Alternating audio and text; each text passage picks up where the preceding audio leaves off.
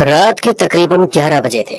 सुहागन का लाल जोड़ा पहने हुए एक खूबसूरत लड़की अपने हाथ में एक पल्ली और दूसरे हाथ में काले कपड़े का थैला पकड़े हुए आगे बढ़ रही थी। उसके चेहरे पर डर साफ नजर आ रहा था, लेकिन न जाने कौन सी मजबूरी थी जो वो अपने कदमों को जंगल की तरफ बढ़ा रही थी। आखिरकार वो एक पेड़ के पास जाकर रुकी। वहां जाकर उसने उस बिल्ली को जमीन पर रखा। उस थैले से उसने एक तेज धार चाकू निकाला। खच्च से उस बिल्ली की गर्दन उड़ा दी। हे भगवान, मुझे माफ करना। ऐसा कहकर उसने वो चाकू और उस बिल्ली को वहीं छोड़ दिया। फिर तेजी से अपने घर की तरफ बढ़ गई। घड़ी की सुइयां तेजी से आगे बढ़ रही थी और 3 बजने वाले थे। तभी किसी ने अर्चना के पेट पर अपना हाथ फेरा। अर्चना अचानक से जाग उठी। उसने देखा कि वो अपने कमरे में ना होकर एक ऐसे मैदान में है जहाँ पर दूर दूर तक अंधेरा नजर आ रहा है। उसके पास लाल साड़ी पहने हुए कोई बैठी है। उसने अपने चेहरे को हेलमेट से ढक रखा था और वो अपने हाथों से अर्चना के पेट पर घुमा रही थी। अर्चना अपनी जगह से उठना चाहती थी, लेकिन उठ नहीं पा रही थी। तभी उस औरत ने अपना हाथ ऊपर उठाया। एक तेज नाखूनों वाला पंजा अर्चना की आंखें फटी की फटी रह गई। उसने वो पंजा अपने नाखूनों समेत अर्चना के पेट में दे मारा और अर्चना तकलीफ दर्द के मारे चीख निकाली। वो अचानक से जाग उठी। उसकी आवाज सुनकर शोभित भी उठ गया।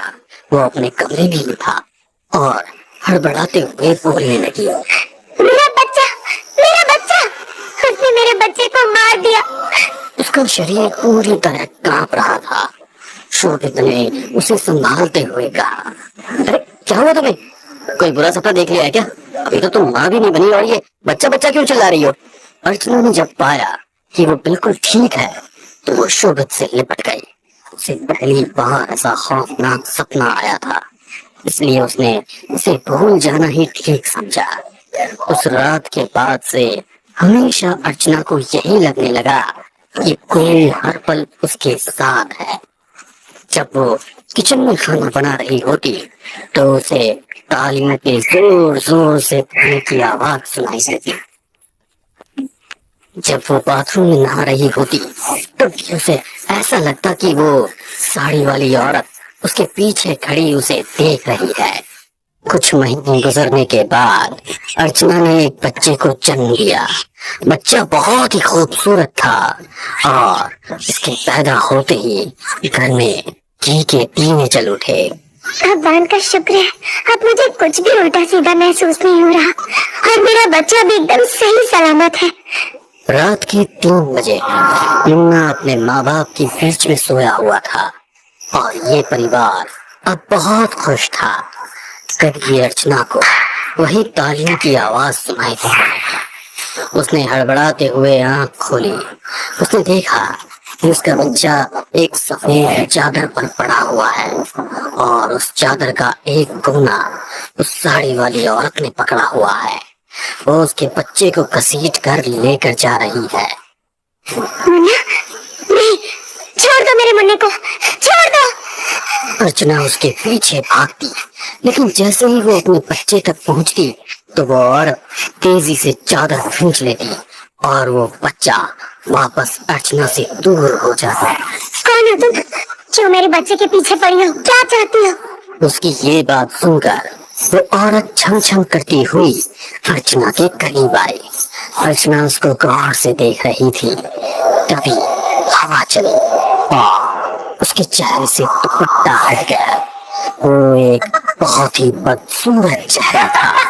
आंखें सफेद थी। ये किसी महिला का नहीं बल्कि का चेहरा दिखाई दे रहा था। अर्चना की सांसें उसे देखकर तेज तेज चलने लगी और आंखें फटी जा रही थी। तभी उसने अपने मुंह से लंबी सी जुबान निकाली, आवाज की और वो तभी बेहोश हो गए। और उसकी आवाज सुनकर घर के सभी परिवार वाले बाहर भागे। वो देखा कि अर्चना जमीन पर बेहोश पड़ी है और मुन्ना भी एक सफेद चादर के ऊपर पड़ा बेखबर सो रहा है। कुछ देर बाद जब अर्चना की आंख खुली तो उसने पाया कि वो अपने कमरे में थी। मुन्ना उसके साथ ही लेटा हुआ था और बाकी सब उसे देख रहे थे। मेरा मुन्ना। उसने झट से मुन्ना को उठाया और उसे खूब प्यार करने लगी। अगर इतना ही प्यार करती हो तो उसे बाहर ले जाकर जमीन पर क्यों फेंका था तुमने? माँ, ये ऐसा नहीं कर सकती। मैं अपने बच्चे को क्यों जमीन पे फेंकूंगी? मैं तो उसे बचाने गई थी वहाँ। मैं उसे अपने साथ ले जा रहा था। कौन ले जा रहा था? किन्नर, एक भयानक सा दिखने वाला किन्नर। पहले से ही उसकी मौजूदगी अपने आसपास महसूस होती थी, लेकिन कल रात मैंने उसका चेहरा पहली बार देखा। बहुत भयानक था वो, बहुत भयानक। हे भगवान, हे भगवान। ये सुनकर शोभित की माँ कुर्सी पर इस तरह से बैठ गई जैसे उसके पैरों तले की जमीन खिसक गई हो। क्या मामा, आप जानती हैं कि वो कौन है? ये सवाल सुनकर उसको सालों पहले गुजरा हुआ एक मंजर याद आने लगा। शोभित, तुमको तो पता ही है कि हम कई पीढ़ियों से बहुत अमीर हैं। तुम्हारे पापा इसी पैसे के गुरूर में ऐसे अंधे थे कि उन्होंने पैसों के अलावा किसी को कुछ नहीं समझा। तुम्हारे पैदा होने पर हमारे घर एक किन्नर आया था, तुम्हारी खुशियों की बधाई लेने। अरे मोरी मैया, बच्चा तो चांद का टुकड़ा है, टुकड़ा। भगवान इसका नसीब अच्छा निकाले और इसको हर परेशानी से दूर रखे। हाँ, वो तुमको दुआएं दे रही थी, तभी तुम्हारे पापा वहाँ आ पहुँचे और बोले। ये सब क्या चल रहा है और तुम्हें अंदर किसने आने दिया? अरे रे रे, आप तो गुस्सा कर रहे हैं साहब। मैं तो आपके बच्चे को दुआएं दे रही हूँ, दुआएं। जो भी आपका मन हो मुझे दे दीजिए। हमारी दुआओं से ये हमेशा खुश रहेगा। हाँ, और आपका नाम रोशन करेगा। मेरे पास बहुत पैसा है और मुझे इसके अच्छे भविष्य के लिए तुम जैसे ढोंगियों को कुछ भी देने की जरूरत नहीं है। तुम्हारी दुआओं की कोई जरूरत नहीं है इसे। आप ये क्या बोल रहे हैं? थोड़ी पैसे इनको दे दीजिए ना। मुझे कोई पैसे नहीं देने इन्हें। न जात, न धर्म, न मर्द, न औरत। लानत है ऐसी जिंदगी पर। तुम्हारे पापा ने उनको बहुत बेइज्जत किया और घर से निकाल दिया। उस किन्नर के दिल पर ये बात बहुत बुरा असर कर गई। उसने बाहर निकलकर चिल्ला चिल्ला कर कहा, हे, तूने एक किन्नर को धक्का मारकर बेइज्जत करके घर से निकाला है। तू देख लेना, तेरी ये दौलत भी तेरे काम नहीं आएगी। हाँ, इस बच्चे को तो मैंने दुआएं दे दिए, लेकिन जब इसकी शादी होगी और इसकी जो भी औलाद होगी, इसका असर बहुत बुरा होगा और तेरा वंश आगे नहीं चल पाएगा। ये याद रखना। ये बददुआ देकर वो किन्नर वहाँ से चला गया और मैं उस किन्नर से माफी मांगना चाहती थी, लेकिन तुम्हारे पिता घमंड में चूर थे। अगले दिन जब मैं छिपकर उस किन्नर को तलाशने निकली तो पता चला उसी रात उसकी कार एक्सीडेंट में मौत हो गई है। ये बात उसके एक चेले ने मुझसे रोते रोते कहा। मेरी काकी के साथ वो हादसा इसलिए हुआ कि उसके दिमाग में ना वही बातें घूम रही थी जो तेरे पति ने उसको कही थी।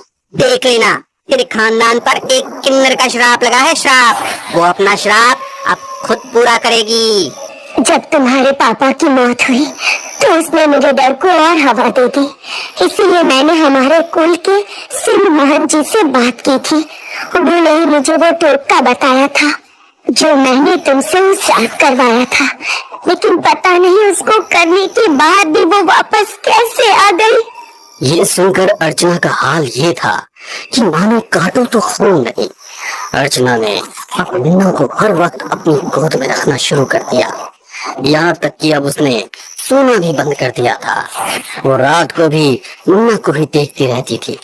एक रात उसे फिर से उसी किन्नर की तालीम की आवाज सुनाई देने लगी। उसने इधर उधर देखा तो इसको आईने के अंदर वो किन्नर खड़ा नजर आया। उसे देखकर अर्चना बेहद डर गई और उसने मुन्ना को खुद से चिपटा लिया। जितना प्यार करना है कर ले।